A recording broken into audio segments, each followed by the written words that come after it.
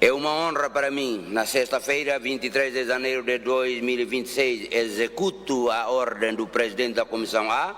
para representar a Comissão a atender o convite de Sua Excelência o Ministro da Justiça no programa Tomada de Posse do Presidente e dos membros da Comissão de Terras e Propriedades e do Secretariado Técnico, realizada no auditório do Ministério da Justiça em Colmeira Dili.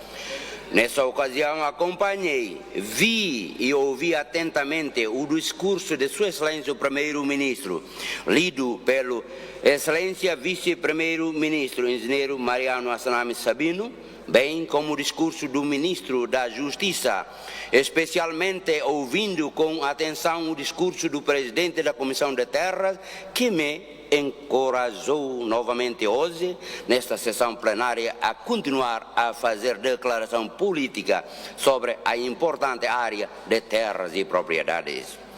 Com base no objetivo do problema e no enfoque de acordo com os resultados da observação que acompanhei desde o primeiro governo constitucional até ao atual, o nono governo constitucional, levaram-me a concluir a avaliação do processo de política fundiária em terras e propriedades sujeito à Constituição da República do ano de 2000, incluindo a Lei nº 1/2003, datado 10 de março, sobre o regime jurídico dos bens imóveis, primeira parte, titularidade de bens imóveis, Decreto-Lei 19/2004, 29 de dezembro,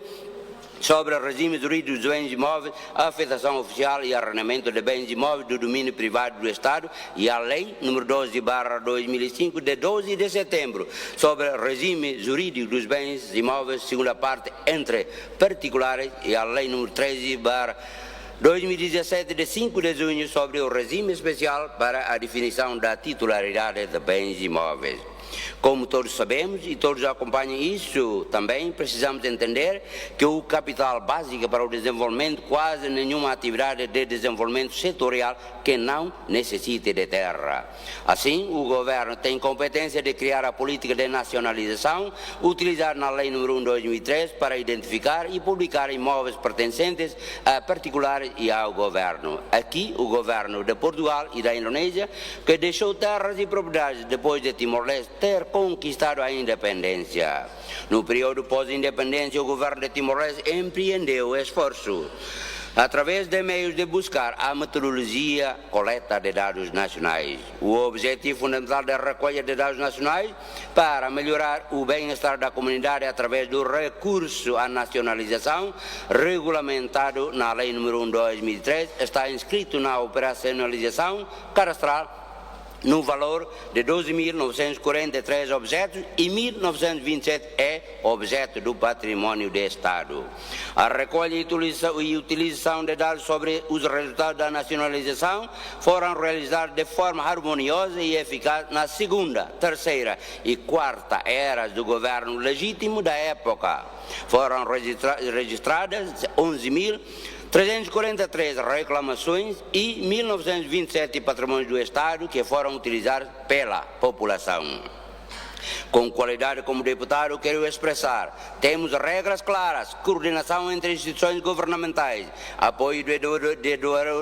doadores internacionais, disponibilidade de recursos humanos apoiados de instalações e infraestruturas adequadas e completos. Até agora, o meu acompanhamento para concluir que durante esse período, bem como este momento, a operacionalização está em curso. Como deputado, tenho a obrigação moral de continuar a falar em conjunto com sugestões e contribuições como recomendações baseadas nas seguintes observações.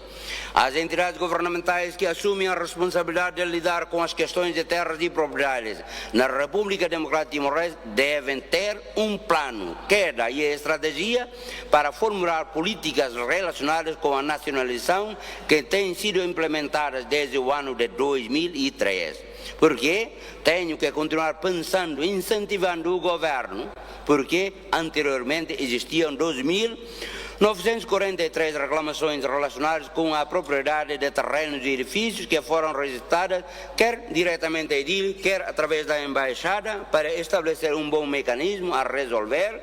o direito de propriedade dos estrangeiros afetados pela nacionalização e depois poderem atribuir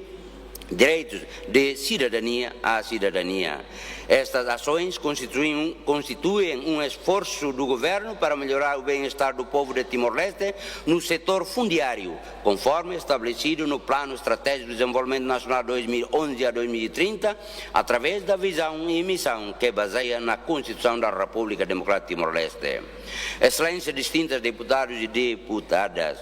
como todos os timorenses sabem, Timor-Leste possui a Lei nº 13/2017, de 5 de junho, relativa ao regime especial de definição e titularidade de bens imóveis. A base para a Lei de Terras está em vigor desde o ano de 2017. Aqui, dentro desta Casa Magna, com qualidade como representante do povo, pedimos ao Governo que emita imediatamente regulamentos de implementação e instruções ministeriais ou regulamentos governamentais que regulam especificamente quais os requisitos que devem ser cumpridos pelos proprietários de terras relativamente aos pedidos de medição de terrenos e gestão interligado com o processo de um terreno, bem como custos administrativos relacionados, todos os quais devem ser declarados num regulamento governamental. Tudo isso é para completar os documentos para obter um decreto sobre concessão de direitos à terra, conforme solicitado pelos proprietários de terras, conforme o artigo 54 da Constituição da República Democrática de Timor-Leste, que descreve claro sobre o direito à propriedade privada estipulado no versículo 1, 2, 3 e 4. O governo tem direito de emitir um decreto sobre a concessão de direitos à terra. A decisão em questão estabelece os custos que devem ser suportados pelos proprietários dos terrenos e esta é uma contribuição dos proprietários de terras para aumentar a receita tributária para o Estado. Os direitos de propriedade perfeitos, direitos de utilização e gestão de edifícios, incluem os resultados de nacionalização que até têm sido utilizados pela comunidade há muito tempo, onde o terreno e os edifícios são utilizados de forma não estratégica para o interesse público, de modo a proporcionar segurança jurídica à comunidade sobre o uso de terrenos ou edifícios. A qualidade de propriedade de um terreno ou edifício é uma propriedade plena de uma pessoa, sem interferência de outras e não limitada no tempo, pelo que o proprietário pode penhorar o certificado de propriedade ao banco com o objetivo de obter crédito ou dinheiro do banco. A autoridade e o secretário de Estado de Terras e Propriedades, com a sua única Direção Nacional de Terras e Propriedades, melhor, não funciona em conjunto com o Ministério da Justiça, seria melhor e podemos ver no plano do setor da Justiça 2011-2030, onde está muito claramente decretando no plano referido que a DNTPC se tornará uma instituição independente no futuro, autônoma, com a capacidade administrativa e financeira. Falamos verdadeiramente stand alone, Bradiri Sindiri, e responsabiliza diretamente perante o primeiro-ministro. O seu objetivo é para fazer políticas e tomar decisões sobre terras nas partes técnicas, administrativas e táticas ou operacionais, bem como o tratamento administrativo das questões fundiárias, devem ter dimensões reais relacionadas com a economia, social, política, cultura, defesa e segurança, sem dar implicações alargadas ou longas, bem como complicações de curto prazo, que é o que estamos a passar neste momento. O objetivo fundamental é criar uma entidade governamental com uma autoridade que possa ser facilmente formulada para melhorar todas as políticas que não indicados como fatores inibidores que muitas vezes surgem durante a implementação de uma política como atualmente enfrentamos, e estes que são os desafios aos governantes a tratar o mais rápido possível durante e antes de terminar o mandato governamental. Obrigado, Sr. Presidente. Tenho dito, dile aos 26 dias do mês de janeiro do ano de 2026, declarante Antônio Verdial de Souza Gama, deputado. Obrigado.